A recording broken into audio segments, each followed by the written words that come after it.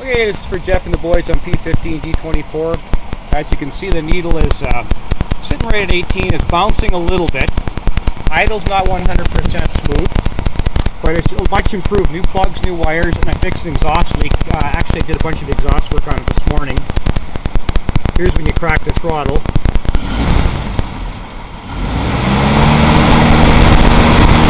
And running her up.